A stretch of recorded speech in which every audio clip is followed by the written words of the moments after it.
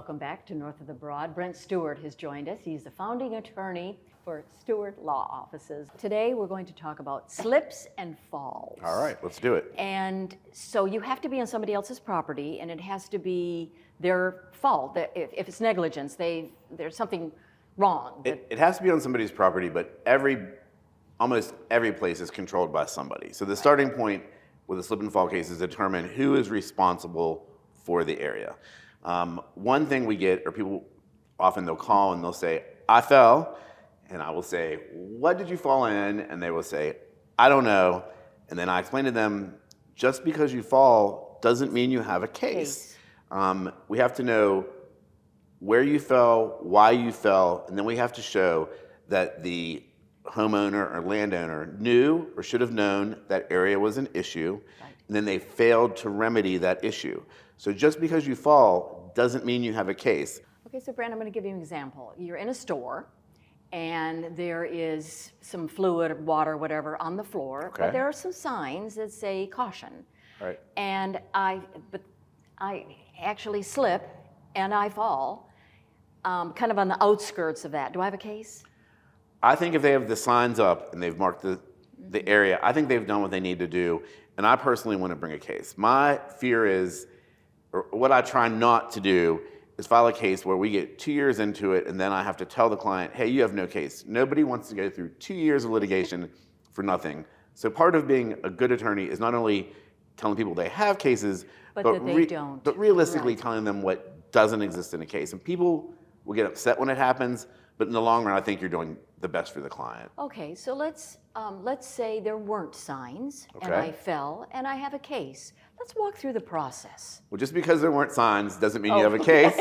You have to show that water was there and they knew or should have known that the water was there, and then they either failed to remedy the situation or they chose just not to or waited too long to do it.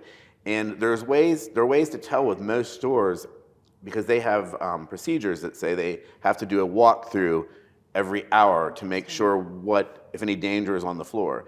So if you can show that they didn't do the walkthroughs, then they haven't satisfied their store policy, then they knew or should have known the water was there, and then you have a case. So there are a bunch of hoops to fall. You just can't fall and get a recovery. I get those calls all the time. You have to know why you fell, and then we have to find it to be a negligent situation. And a good personal injury lawyer doesn't want to just bring any case they can. They want to bring valid cases, because otherwise it just gives the whole occupation a bad name. Right, very good. And so your attorneys become investigators, really. They begin, to figure out if there's a case. The first thing we would do in a slip and fall case, or a lot of cases, is what's called a spoliation letter. And that's saying, hey, store, something happened in this area. Keep all documentation of what happened. Keep all the incident reports. If you have film, keep these films.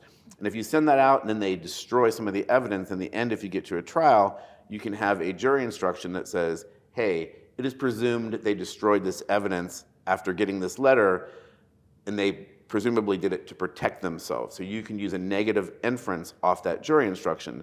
So your personal injury lawyer should immediately jump on it, send out spoliation letters, send out notice letters, and get the evidence that might disappear.